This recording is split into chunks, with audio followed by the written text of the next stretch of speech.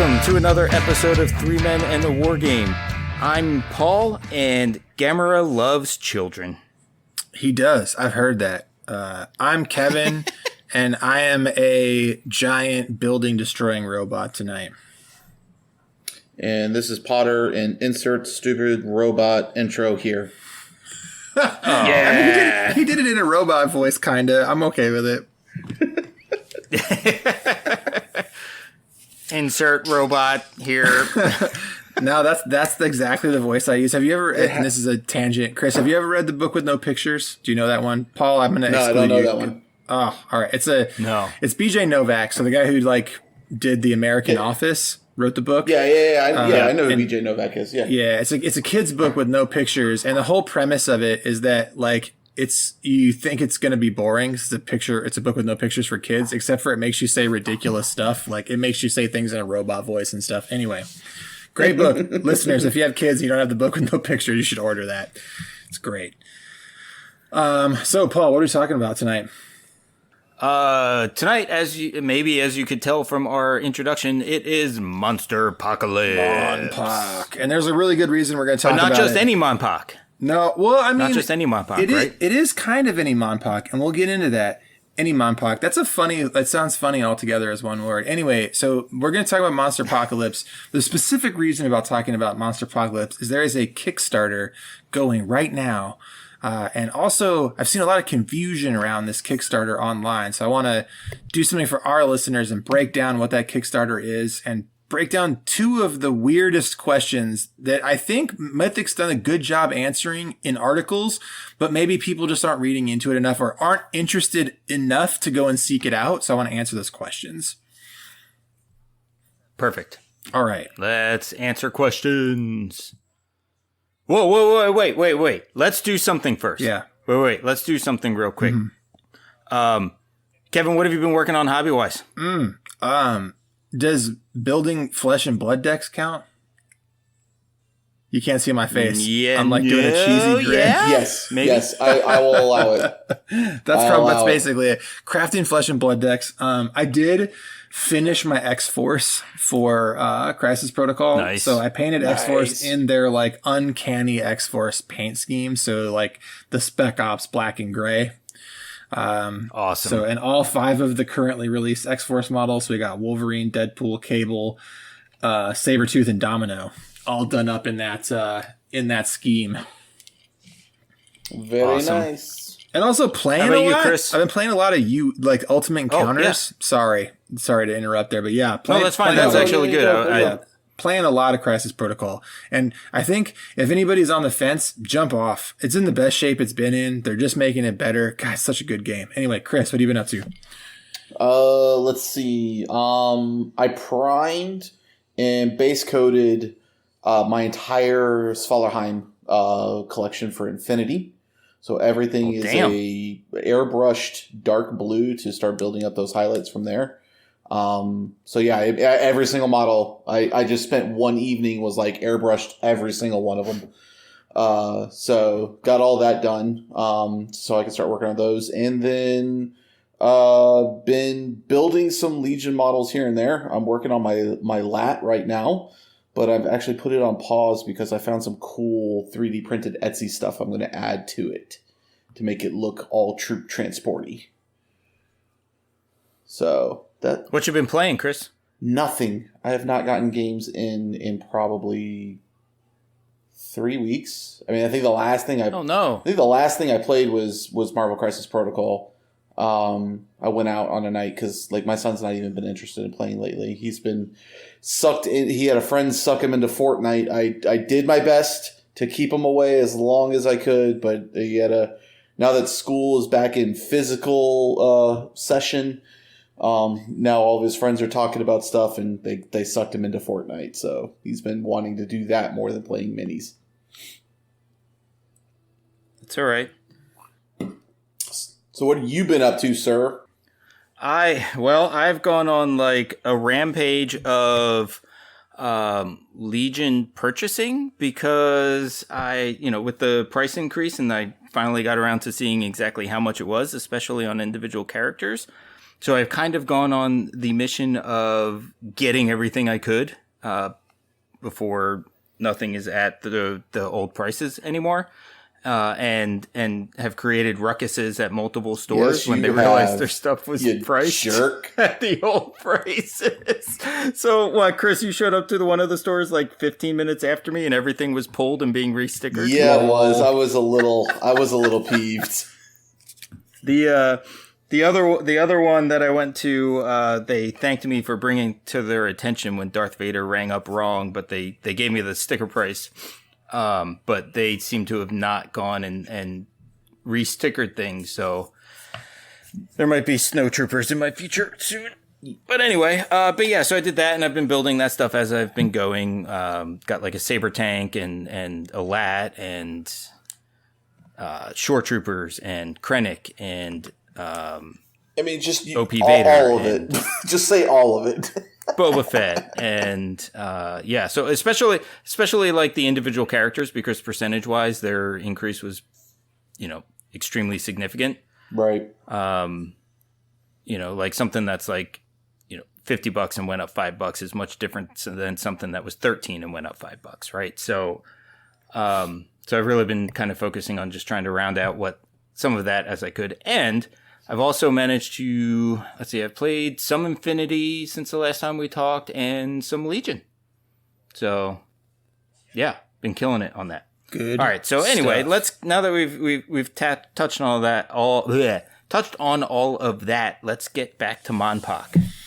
Yeah, MONPOC. So the first thing I want to do is just elevator pitch MONPOC and give a little bit of history, because that's going to matter as we get into it. So what is Monsterpocalypse, or MONPOC for short? The elevator pitch is it is a miniatures board game. I think that's accurate. Would you say that's accurate, Paul? Yeah, it fits in that middle ground, right? Where so like it's god clearly tier. A miniatures game. Yeah, and this is one where it is a board game, and it plays on a grid. But even though it plays on a grid, it feels very much like a miniatures game in terms of like having to have correct positioning at the right times and the kinds of things that you're thinking about in a miniatures game. They're the same sort of tactical decisions that you have to make in MONPOC. So very much feels like a miniatures game, even though it is technically a board game and always has been a board game. I'll say that too. Yeah. And so I would agree. What it is outside of that is it is a game of monster versus monster kaiju combat. So think of like your giant, like Godzilla versus King Kong, right? Except taken to like, we're going to Spinal Tap it, just crank it right up to 11, right? Like all of the giant monsters you could possibly want. Lots of different flavors of giant monsters fighting in a city, throwing each other around, destroying buildings. There's tanks firing stuff everywhere.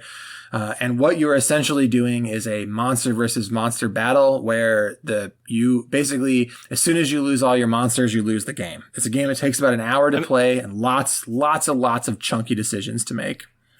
In all honesty, Kevin, like the perfect visual for how this game, like for this game is, if you've seen Godzilla vs. King Kong, the end when they're fighting is the game. Oh yeah, or like if you've watched Pacific Rim, the big city fight in Pacific Rim is basically MONPOC for sure. Yeah. Exactly. And exactly. And I mean, when I watched that Godzilla vs. Kong, I as soon as the end was happening, I'm like, I need to go play MONPOC right now. So is this where I admit that I've never watched a kaiju movie ever? That's fine. If you've never seen Pacific Rim, that's a character flaw, but we love you anyway. Not like I think the only one I've ever seen was Peter Jackson's redo of King Kong. I think that's it. I think that's all I've ever seen. Man, and I know I'm doing myself a disservice by that being the only one I've ever seen. I'm sorry, guys. I'll leave the show now. I'm speechless, and it's part of the fine. reason why I'm speechless is because I'm old enough where like Saturday afternoons, that's what was on TV. Yeah, I mean, so are we, Paul. Technically, like I watched plenty of kaiju movies on like the Sci-Fi Channel as a child and young adolescent. So, yeah. I mean, yeah. But I feel also, at some point that like phased out. Well, so you also, I don't know when that phased out. Yeah, you also have to realize, like, I spent a lot of my childhood living on a military base in the middle of the Atlantic Ocean, where we had which one is channel. really where you should have been seeing kaiju movies. Well, exactly. no, because the middle of the Atlantic, not the middle of the Pacific. I lived in Portugal. I lived on an island off the east coast or the west coast of Portugal. Yeah, you're right. You're totally. So then, are right. you an expert in spaghetti westerns? No, because I don't like westerns. Well, then what's the point? I know. Why am I on this show? You know what? No. They're looking for a new host. Well, let's get you sold on this. Anyway. First of all, you need to go watch. You need to go watch Pacific Rim because Pacific Rim is an effectively perfect movie. So I've actually looked a lot into MONPOC because we've talked about it a lot on the show before. Mm-hmm.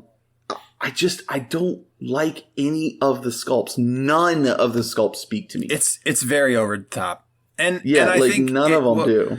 Well, let's get into it. Maybe when we talk about the gameplay and what the game is like, there, especially like I don't know how you don't like the giant monkeys. I don't get it, but it's okay. Well, so those are newer, are they not? Yeah. They are. And you should look at some of the newer stuff too, like Draken Armada too. If you look up Draken Armada right now while I'm talking, your mind might start changing.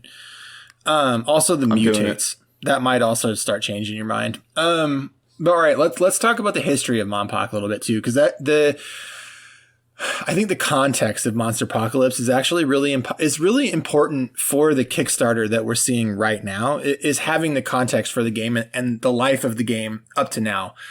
So it's very important, I think, we don't always talk about board game designers or game designers by name. Like sometimes we do name drop, but I think in this case it's very important because the lead designer of Monsterpocalypse is Matt Wilson. And if you're listening and you don't know who Matt Wilson is, that's fine. You might be newer to the miniatures hobby, or you just might not care at all about War Machine. But Matt Wilson is the lead designer of War Machine as well, and the basically chief creative person at Privateer Press, and one of the most important figures in miniatures gaming in general. I think in the history of, you've got like, he's up there with the giants at Games Workshop in terms of important figures in the industry. So just having the context that this is a game that Matt Wilson designed is important. And it was originally designed and released, I don't know when designed, but released in 2009. And the original, and Paul, you're going to have to help me here a little bit because you will have been playing War Machine as this happened. But my understanding is that around 2009 is when Privateer Press started shopping out plastic manufacturing. And one of the things that they did was they found some good plastic manufacturing, and Matt Wilson had this game in mind, and they released Monsterpocalypse as a collectible game. So you bought booster boxes that had blind monsters or blind units in them. That's correct, right, Paul? Yeah, that is correct. And one of the advantages to it is that they were pre-painted and you didn't have to build them either. Yeah, it was much like Mage Knight at the time. Right. Yes, exactly. But a very different game than Mage Knight. But similar. They had, sort of like cheesy Chinese plastic bases and pre-painted models that were, passably painted but not very well painted. Right. Yep. And that game, it definitely wasn't great. That game was massively successful too. Like there were days long tournaments that happened. That's like Team Covenant, who is now a huge force in the industry, especially in the card game space. So when you're looking at your living card games, things like Ashes, things like Flesh and Blood, especially games that have lots of tokens. Team Covenant does really good subscription and distribution. They make custom tokens. Keyforge is another game that they do a lot of support for. They were one of the early adopters of MONPOC, and they made all sorts of cool tokens for it. and they hosted the giant 3-day tournaments that happened in like 2010, 11, and 12. When the game, I mean, because the game was big for years. Like it went 2009, 10, 11, 12, and I think 13 before the game sort of fell off. Wow, as a former Warhammer Hordes player, I never knew that about that game. Oh yeah, it was big. Oh yeah, it was a big like game. I saw it around like in the stores and stuff, but I never saw anyone playing it, so I didn't think it had that big of a following. No, if you go back really cool. and you look at sales statistics, it was one of the highest revenue driving games in the whole board game industry for like 2 years. Very, very, very popular game in its day. And also remember that like as I say that, 2009, right? That's just before the big board game renaissance started, right? Like we think of the hobby now with the like we're post the 2012 board game renaissance. Like that's when board gaming exploded. Like 2012 to 2017 was just enormous growth in board gaming. And so board game stores were sort of different then, and things that drive like, because if you look at 2012, that's when like X-Wing came out. And so that's like when things really started to ramp up. But prior to X-Wing, MONPOC was like a very, very, very profitable and well-selling game. Very cool. I did not know that. So again, important context, right? And the popularity behind the game is what caused Privateer Press to re-release it in 2018. And so in 2018, they re-released Monsterpocalypse in a brand new form. It was scaled up, so the models are much larger, much crisper details. Also like much better sculpting, and printed in resin and metal and white metal. So the same materials that War Machine is manufactured in, and also manufactured on site by Privateer. So the same level of quality for the models, but also the same expense. So there's some issues with MONPOC in the 2018 release, but we should say the rules were changed very little. It was still in essence the very similar to the same game. Well, there was a major change though. One of the biggest changes that they made coming into it was how your dice for movement worked. Oh, I didn't realize that. Kind of. Yeah, because it basically I forget exactly how they changed it. I think it's that your moves. I don't think you're not using dice for your moves anymore. So okay, you're right. And I played it quite a bit into that, but I actually forgot that was how the movement worked because I got so used to the 2018 version. Yeah, and you're right. So in 2018, you get one free move. You get one free move to your movement value, and then you do pay action dice for additional steps. Whereas, one dice per step. Whereas before, all of your movement was based on the dice. So this leaves you more dice for fighting, which, let's face it, is what you moving want. is not the fun part of the game. Right, beating each other over the head with giant robots and Cthulhu monsters is what you want. Right. And so, but the point I wanted to make is that it was re-released in 2018, also pretty popular, and it's still one of the games that's a primary revenue driver for Privateer Press, but not enough. I think what we're seeing now so that's 2021. And Mythic has teamed up with Privateer, and we're not going to know what the backroom deal was or like how the conversation happened. But if you aren't familiar with Mythic games, they're probably most famous for Time of Legend: Joan of Arc, which is a Kickstarter that raised $2 million. Ooh boy! It's a 15 millimeter miniatures board game that is extremely thematic. Excellently produced, but they've done other stuff too, right? They've done like Solomon Kane game. They've done a game called it's like super. Oh god damn it! I feel so dumb for not knowing this. But it's a brawl game that's kind of like in the same spirit of Rise Riot Quest. Not quite the same game, but since we're talking about Privateer Press, it's an analog super fantasy brawl. Jesus, if I wasn't gonna be able to think of that. Is the name of it, but they've done quite a lot of games. And so so the reason context is important is because if you're listening to this and you only have really gotten into miniatures games and you're not big in the board game hobby, Mythic is extremely respected, especially in delivering high quality plastic based miniatures board games on time and at extreme value. So like every one of their Kickstarters is a bonanza of plastic. Also really well done sculpts. And they're very good about running their Kickstarter campaigns, keeping engagement, and also delivering their games on time, and delivering high quality games. If you go and search their games are well regarded. So, it's important to know that Mythic is the people that are teaming up with Privateer for this edition.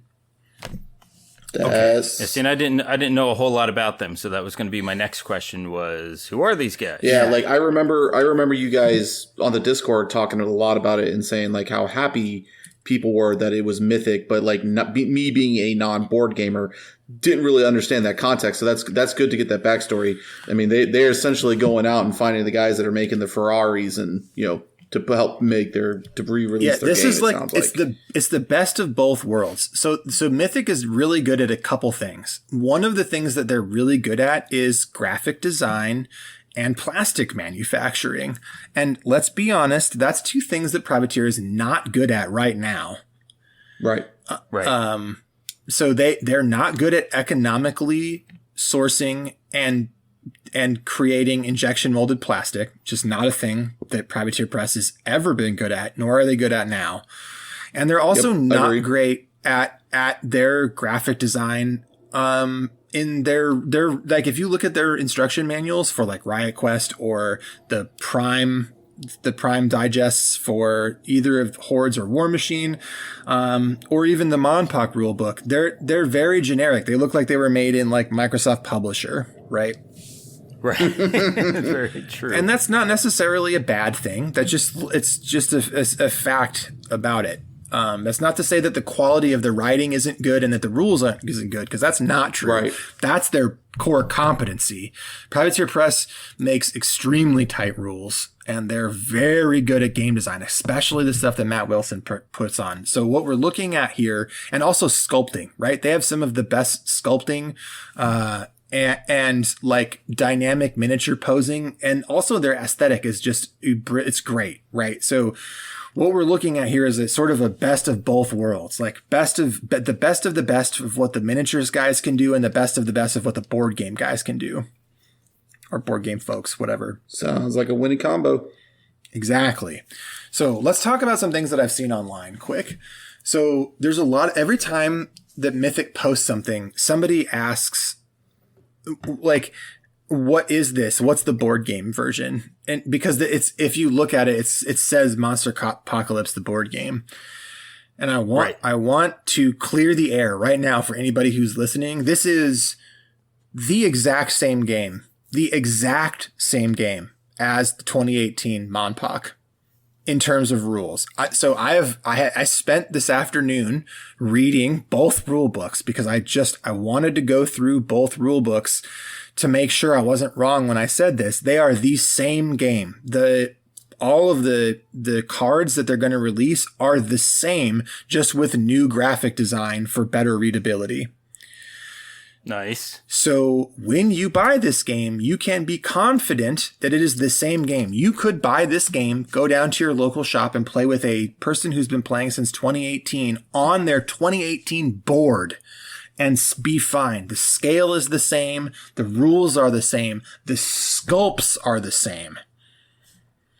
The only difference is that it's produced in plastic and it's made to pass the morning test, and all of the graphic design is revamped.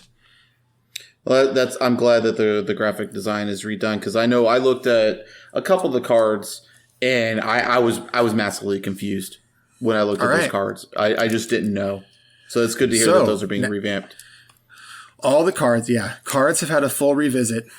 All the graphic design and iconography has a revisit on the new cards and new boards. But again, the new boards, if you look at the boards, they are the same. So the boards carry each board, or in MONPOC, which is like the arena you play in, is named. And the two named boards that you get are functionally identical, but aesthetically different.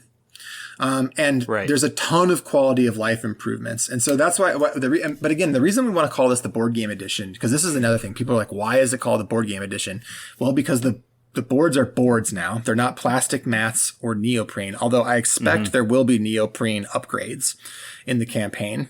But it's a dual-sided game board that comes in it. And also, it is pre-assembled PVC board game miniatures. So they're the same size and scale, but they don't come on the clear plastic bases that you get in the current version of MONPOC. It's a single form, and the miniatures are mounted to the bases. But again, the bases are the same size, the miniatures are the same size, the sculpts are the same size, all the way through the range. And all the buildings are the same too. The buildings are all made out of plastic. So that's going to be your main difference. And I would expect that the fidelity of these sculpts isn't going to be the same as the resin and metal, just because it never is, right?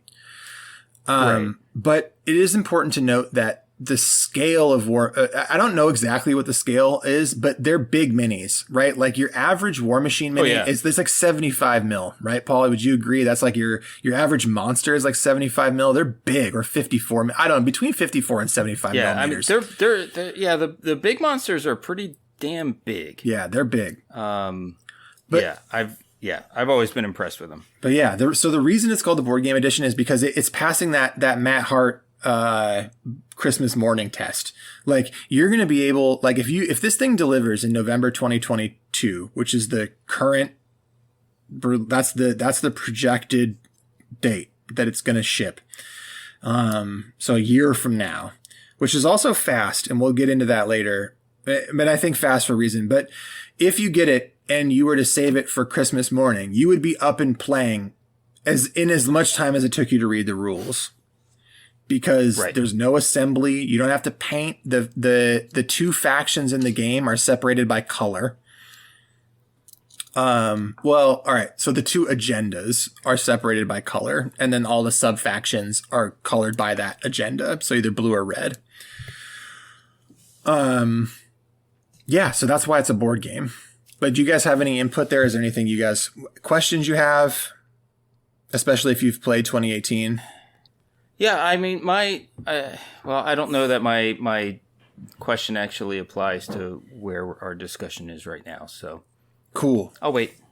All right. So let's talk a little bit more about Monsterpocalypse and dive in a little bit more. So we've talked about the fact that it's played on a grid. And we've talked about that if you lose your monsters, you lose the game. And so there's 3 game modes. You play 1, 2, or 3 monsters. The preferred game mode, though, is 2 monsters per side. And then after you it's a much different experience with the 2 monsters on each side, and because I've played both, and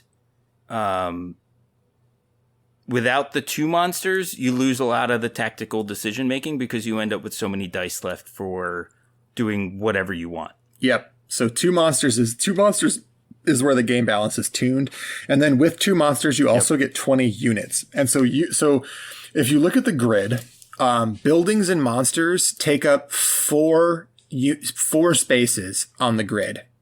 So every monster and every building takes up 4 spaces. Every unit takes up 1 space on the grid. So that gives you an idea of the 2 sizes of the models that are available to you. And you get 20 units when you select 2 monsters. Now, when you start the game, you only start with your monsters on the table, and your monsters have to be touching the back of the mat, so your side of the mat. And then the first turn of the game is always what's called a unit turn. And so we'll talk about how the game flow works, because we love alternating activation in our miniatures games, and MONPOC takes this activation system and just twists it all the way over on its head. So basically you have to understand that in MONPOC, you're always going to have you have 4 main places you keep your dice, but 2 of them are really important. One of them is your monster pool, and the other one is your unit pool. And so you always have 10 action dice that exist somewhere between those 2 pools. And when you start the game, they all start in your unit pool. And this is important to note, because the way that this works is as your turn starts, you can choose to take a turn wherever you have dice in a pool. So if you have only dice in your unit pool, so all 10 in your unit pool, you must take a unit turn. If you have all 10 of your dice in your monster pool, you must take a monster turn. But if you have dice in both, you can take whatever kind of turn you want. And so your opponent has to be thinking about what kind of turn you're going to be taking next when they go. And you are telling them a lot if you move all of your dice to one of the pools.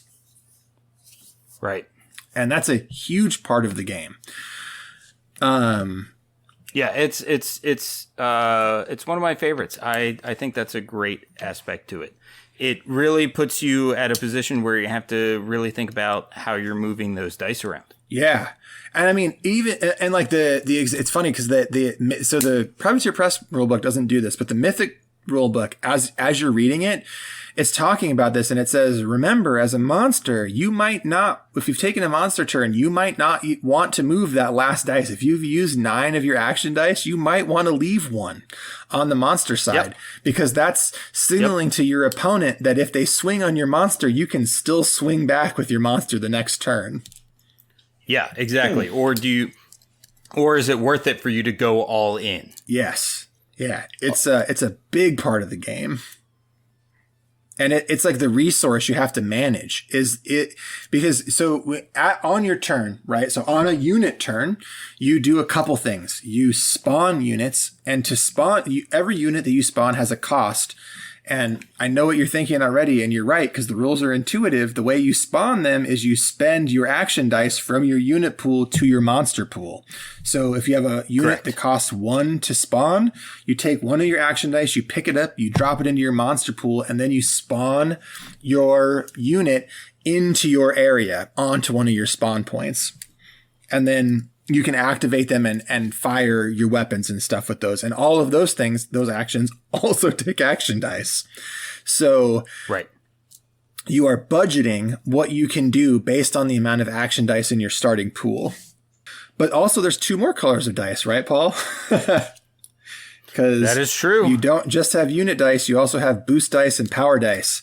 And that gets into... That's right. It's a Privateer Press game. Of course, you're going to be boosting. Yes. Boost. So boost are your blue dice. Basically, you have 3 colors of dice, white, blue, and red. Your action dice are your white dice. Your action dice have 3 blanks, 2 successes, and 1 double success. Your blues have 2 blanks, 3 successes, and 1 super success. And your power dice, your red dice, has 1 blank, 4 successes, and 1 super success. Boy, I've played a lot of Riot Quest in MONPOC. Holy shit. I just know those, you're rambling off those dice. Yeah, I know those dice odds like the back of my hand. Yep. Apparently, yeah, that's pretty impressive. So the thing about it is, or the way that it works is, when you take an attack, as an example, with a monster, the attack will have a couple statistics. One of the statistics will be the amount of action dice to spend on the attack. And this is critical, right? Because it's usually 1 to a number. So like 1 to 6, for example. And that means you can take 1 to 6 of those action dice out of your monster pool, and you can roll all of those into the attack. Also, you'll have a number of boost dice that you must roll. So an attack might say 1 to 6, 4. That means you take between 1 and 6 of those white dice and 4 of the blue dice. And that's, if you take 6 and 4, that means you're going to roll those 10 dice into the attack. But also you have a pool of power dice that you generate through the game. And you generate those every turn. Your monster powers up. When you take a monster turn, you have a power up phase. And you generate dice. And these red dice come from the main dice pool, and they go into your power pool based on how many power nodes you're holding and how many buildings you're securing with your units. And this is why your units are important, because your units can fire, and they can also gang up and do damage to monsters, but they also are needed to secure objectives that power your monster, that make your monster stronger. Because those red dice, if you remember, I just told you, they basically always hit. Like it's a 5/6 chance that you're going to hit on a red dice. So those things are extremely powerful. And then as you take an attack, you can spend as many of those red dice as you would like to out of your red pool. And I think one thing to note about those units is that if they get killed, they can come back. Yes. Yeah. Oh, that's Like good. you're not That's limited good. to them. Like Yeah. you can bring them back on the table. What you're bringing to the table is just certain ones, right? Yeah, like there's it's depending on how many monsters you have, you get up to You like get 15 20. or 25. And so Yeah. the question is like, how many G tanks do you want on the board? Do you want 4 G tanks? You got to bring 3 plus an elite, right? You got to bring the G tanks that you want so that you can summon them and get them onto the board. So that you can have that many. But when you're bringing the 20, you're usually bringing 2 or 3 of each, right? So that you can summon the ones onto the spawn points that you need in a critical moment, because they all have their own special abilities and do their own thing. So the units all have abilities that do a thing. They all are needed to secure buildings and objectives. And also, again, you can use them to gang up on, because they can coordinate their fire onto monsters. And that's the only way they can do damage to monsters, really. Right. Interesting. Right. And that's just it, right? Like they have to be played well. Right. Right. Like you have to be able to think, all right, these guys aren't super strong. But I need them to be, and they can also like claim power tokens, right? Like, yeah, like you need on the them. board. Like it is imperative for you to be managing your opponents, because if you just ignore your opponent's units, you'll lose. Right, You have exactly, to be killing them. You must be killing them. Or destroying the buildings that they're trying to secure, right? So that they can't secure them to give your opponent's monsters power. There's so much to this game, you guys. This game is cavernously deep for how easy it is to play. And there's just so much to consider. And you're very right. Like once you get into it, there's so many little places where you're making decisions. Like like, all right, what warrior, what little guy am I bringing out? Is it worth bringing out this guy? Is it worth bringing out that guy? Well, who's out there? What kind of synergizes? I mean, for as slim as this rule set is, it has no business being as deep as it is. It's such a deep game.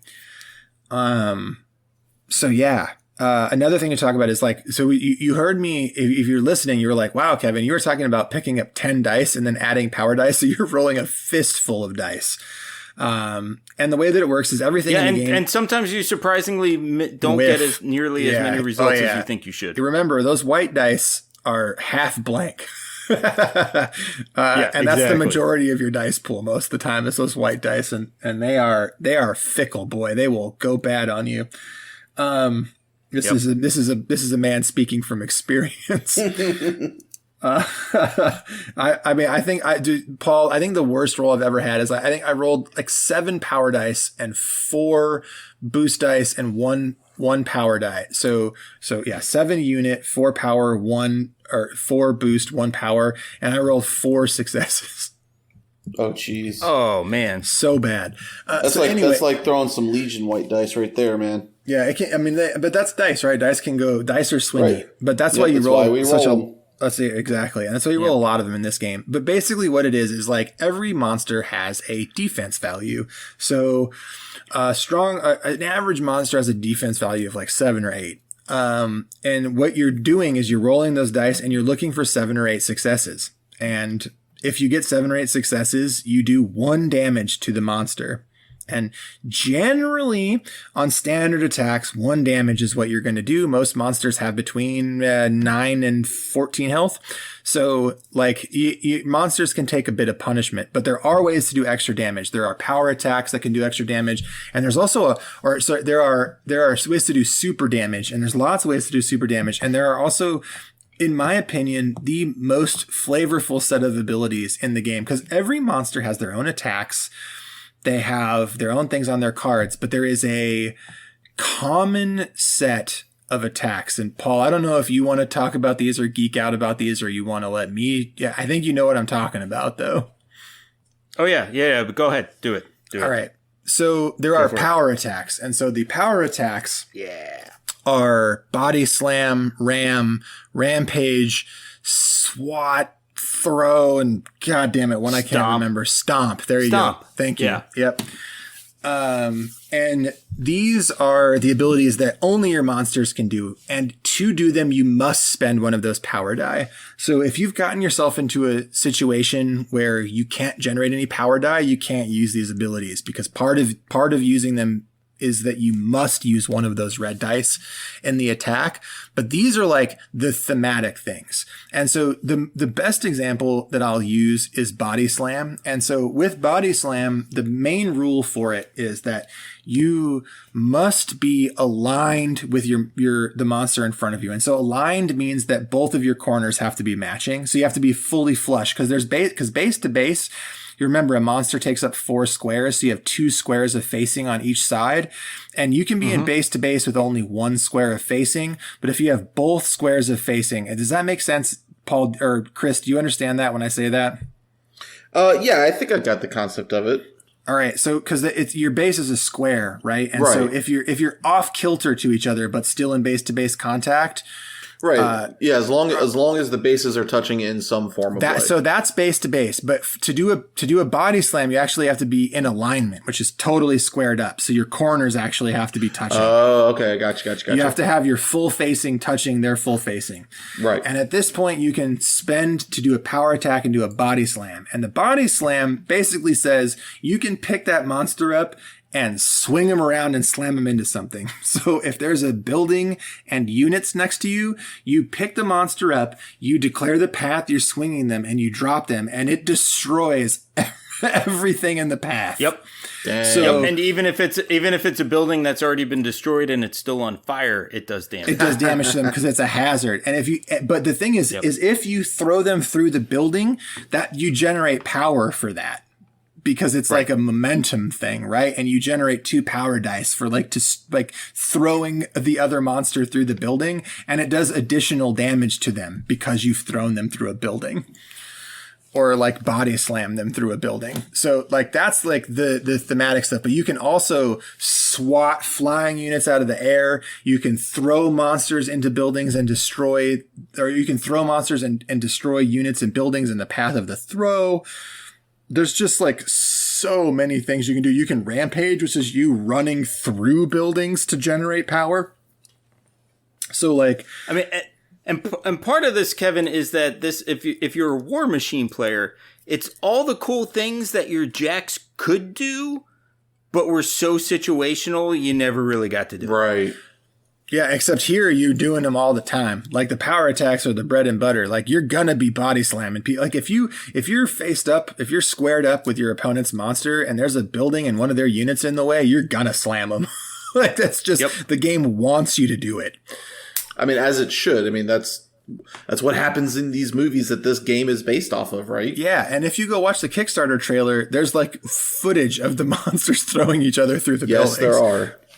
And there's the one of them rampaging through the buildings and stuff like that. And swatting a chopper out of the air. Definitely. Yeah. Yep. So. Yep, which is all shit that happens in the game, right? Like that's perfectly it. And this game takes an hour to play, right? You get like all of this fun and it's so fast. It's such a fast game. I would say, a 2 monster game takes between 50 minutes and an hour and 10 minutes. Like that's your general. Yeah, and that scope. sounds right. Yep. Cool. So I think we've given people a pretty good sense like of the fun and why you want to play this game. So I want to spend the rest of the time that we have actually breaking down the Kickstarter and comparing it to the current release model a little bit, because I think that that's also extremely important to talk about. So let's talk about the Kickstarter. And the first thing to mention is the main pledge. So the main pledge is called the Smasher Pledge, and it's $120. And before you start whistling and you're like, $120, Kevin, woo, stop it. A core box of Marvel Crisis Protocol is $100. Legion is $100. Fucking Warhammer Underworlds is $95 fucking dollars. $120 is not a lot of money in our current context to spend on a 2-player starter for a comprehensive miniatures based game. I mean, an operation box, right? An Infinity operation box is $120, $150 really. Yep. So that's the price. But let's talk about what you get right now on day 1 of the Kickstarter before there's a ton of stretch goals available. So I'll talk about the core pledge as pictured, and then talk about the fact that they're already unlocking stretch goals, and there's already more than this.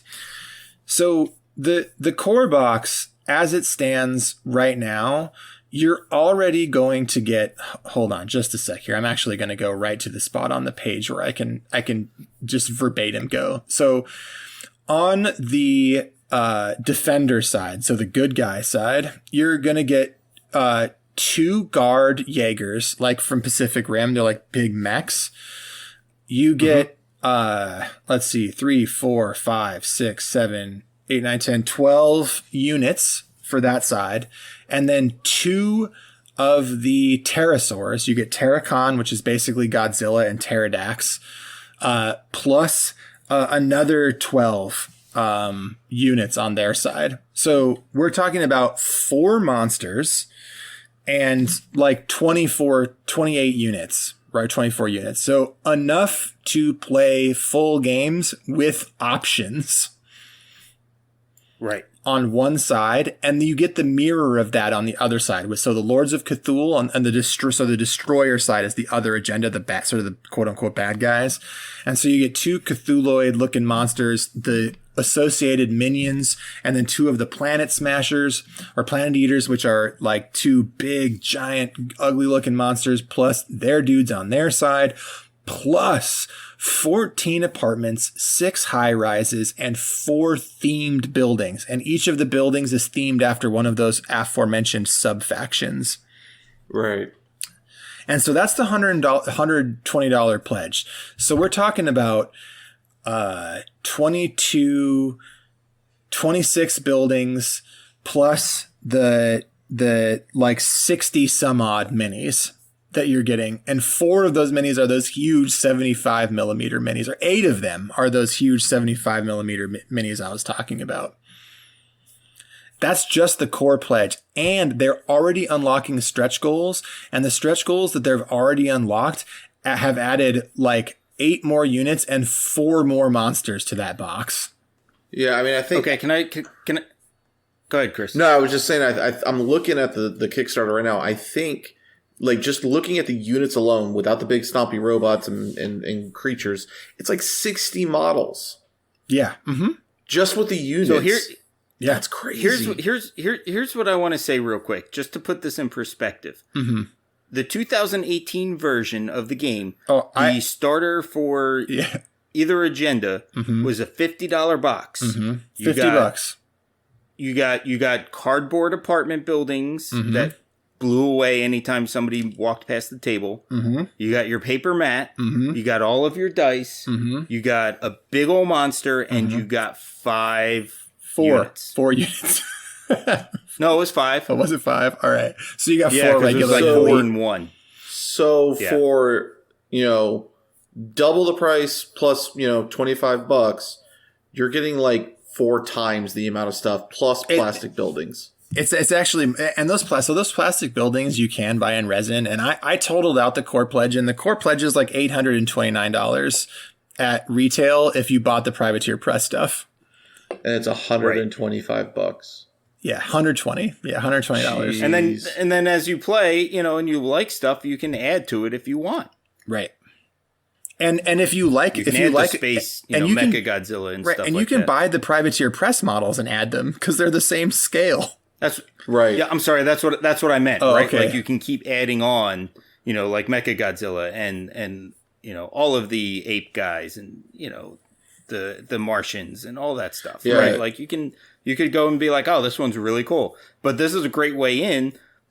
I mean, the apartment buildings alone are worth the pledge. Right. Because those are so common in the game, and now you can have plastic ones. I mean, basically you're paying $20 more than, the 2 starter starters from each side. Yeah. Yeah. And you get the equivalent of 4 starters plus all the apartment buildings and all the buildings and extra units. Yeah. Yep. I mean, this is a smart move on their part with them going to, what would you say the company was? Mythic.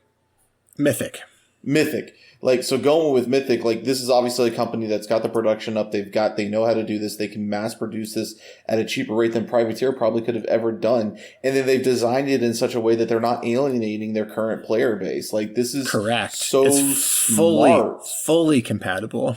Yeah. Like, this is such a good business design, like, right here. Like, this is I so actually smart. I saw a lot of MONPOC players that were going to do the $120 pledge just for the apartment buildings. Right. Like, oh, yeah. Like Paul to just get said, a like, full it's table of 100%. apartment buildings is ridiculous. They're like $15 a pop. So they're they're 15 on a good day, 20 at retail, and you get 16 of them in the box. So right, like this is right. That's $400 or 300.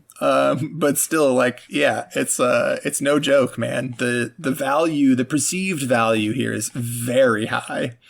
Yeah, I mean, and the quality in these pictures of the miniatures, obviously, I mean, they look good. I mean, obviously getting them in hand. They're the renders, right? Yeah, but they're going to be good. They're huge models, so the quality is going to be good. Like, generally, the larger you print something in board game plastic, the better quality it is. So, and these are big models. But here's the thing, guys. I want to talk about the $160 pledge too, because that's where I'm in right now. As a just saying, day one, I definitely am in for the Crusher pledge.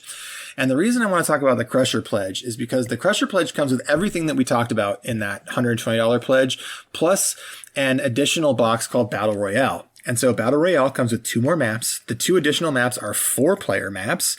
And this box comes with 5 additional models, which are Apex monsters that 4 people can play co-op against. Very cool. So if you opt, I like that. Yeah. So if you opt for that higher pledge level, you also get the 4-player co-op mode too, or Battle Royale, right? So yeah. So you can go 3 or 4-player co-op, 3 or 4-player Battle Royale, and then the 2-player co-op as well. Like, it's just an enormous, like, they've basically turned this game that is a 2-player competitive game and then gone ahead and added this amazing 4-player mode to it and included a bunch of monsters for it. And actually, like, if you look at the pledge levels, there's actually a $60 pledge that's like, hey, you're a veteran player, just pledge for the 4-player mode because you can use all your existing monsters and there's no duplicate monsters for you in this box. Yep. So that's huge too, right? Just a big old huge deal. And now let's talk about. Yeah, I mean, it's good that they thought of people who were already in, right, and how can we benefit them through this Kickstarter? What can they get out of it? Yeah, like, what can we give veteran players that's really exciting? And, it's very possible, because the game can be very expensive to play, that even the core box at $120 is still worth it for them to buy, because there might be some units or monsters that they didn't buy, and the price of adding those models up is basically $120 anyway. So Kev, you may have already said this and maybe I missed it, but looking at the pictures here of the Smasher Pledge versus the Veteran Pledge, it looks like the Veteran Pledge models are alt sculpts of these models. Oh, so they're bigger, nastier versions of them, yes. So like a couple of them are, right? So like there's the big Terracon, which is, or the big Armadax, which is one of them, but they're not exactly the same. These are like technically 4 new or 5 new monsters. They're just in the same, they're in the same factions, right? So one of them is a Pterosaur, one of them is a Guard, one of them is a Planet Eater, and one of them is a Lord of Cthulhu, right? And that's what you're seeing, is that they look very similar. I just thought that's like a really cool thing for the vets too. Like, hey, you've already got these models most likely. Here's some alt sculpts of them so you got something a little bit different. I thought that was a cool idea. Yeah, these are big bad models. Gotcha. But yeah, still super cool, right? And again, there's another dimension to talk about this, right? And that's add-ons, because the way that Kickstarters work, right, is they launch them with an initial offering, and then the way that they keep engagement and excitement the community is they launch add-ons. And something that Mythic is very good at their Kickstarters at like dropping Easter eggs. And so one of the things that you look at right now on the core page, there is a thing that's like, how do I buy an add-on? Click here to learn more. And you're like, okay, how do I learn more? And you click in there and it's like, this is how you manage your pledge. And so this is great because a lot of Kickstarters don't tell you how to add on to their pledge. And if it's your first time on Kickstarter, it can be really intimidating. And it's also one of the main questions that comes up in comments. But Mythic's done this genius thing here, and they've got an example. And the example says, you already have the core pledge and you want the Simian Corp in quotations $35. Simply adjust your pledge total to 154. So they're doing this really funny thing here, and they're telegraphing to us that they're going to have entire additional factions for $35, and one of them is the monkeys. Right. Exactly. So even if you were looking at this Kickstarter, you have to realize there are 20 factions, 20 sub factions. There's 2 agendas and then 20 factions, and they can release any number of them in this Kickstarter. I don't know how many they're going to. It's only a 17-day campaign, and they're probably going to release one add-on or so every 2 days. So also, I expect that one of the days it'll be like neoprene mats instead of, to replace the cardboard mats. But that means we could get, 6 to 10 additional factions over the factions that are already inside the core box. So very exciting. And again, if you were to buy a faction, which is essentially 4 monsters plus their, 20 to 30 units, and they're going to be selling those for $35. Those monsters are $35 a piece for the resin ones. Yep. So I think there has truly never been, never. And this is why I wanted to go back to when we first started, I want to loop back to when I want to talk about the context for MONPOC, when it was a blind booster collectible game like Magic or Flesh and Blood. Like, this is the absolute best time to possibly start playing MONPOC. Like, this is the possibility for a MONPOC renaissance, and to note that they're already up close to $300,000 raised from their original $100,000 goal. And we're talking, on the day the Kickstarter launched, so November 2nd, and the campaign's been live for 8 hours now. Oh, it went live today? Yeah. Today, yeah. Oh, dang. I thought it went live yesterday for some reason. No, today. And they're up over 250,000 already today. Right. So there has never been a better time to play this game. And this game is one of the, I think, like, underappreciated gems in both the board game and miniatures hobby. Yep. I think you're probably right on that. So it's a fantastic game. Yeah, I would implore you to look at it. At least look at the game, and the rules are free to download. Like, you can download the rules from Privateer's site, or you can download the new PDF that has that's the same rules, just presented in a new way, on the Mythic Kickstarter.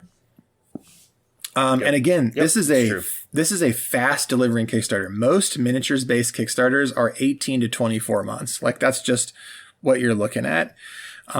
But the thing to remember here is, like, there's not a lot of development that needs to be done. These monsters are designed. It looks like they've already got the new graphic design poured. Exactly. So it's really just how much time has Mythic already spent working with their manufacturer to get engineering started. And how far along are they in creating those masters and getting mass production rolling? Because, like, if a lot of that work's already been done, and it looks like it has been, like, I don't think there's any reason to doubt, even in a pandemic, that they can't meet that goal of a year from this month. And really, it's 11 months from the campaign closing. Super fast. Yeah, I think you're right on the money on that, because, like, it seems like Privateer Press has done a lot of the heavy lifting. They could look at a lot of the sculpts that they already had a good place to start from. They didn't have to start from scratch from design or anything like that. Right. And these are sculptors that know how to sculpt things for manufacturing. Right. Yeah. Mass manufacturing. Yeah. Yeah. So this is it's a win-win-win situation for gamers.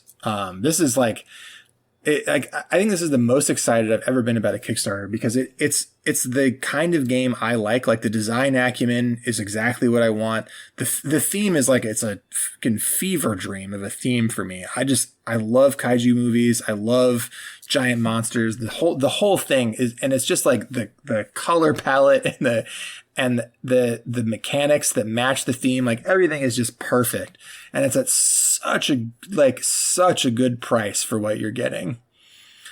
Highly recommended. And I think, I mean, we can go into final thoughts, right? Because we're about there. And my final thoughts is, if you've ever been on the fence, like this is the time. And if you know how Kickstarters work too, like it might not be as easy to get once it launches. So like, if you like some of this stuff, just kickstart it because it's a no-brainer.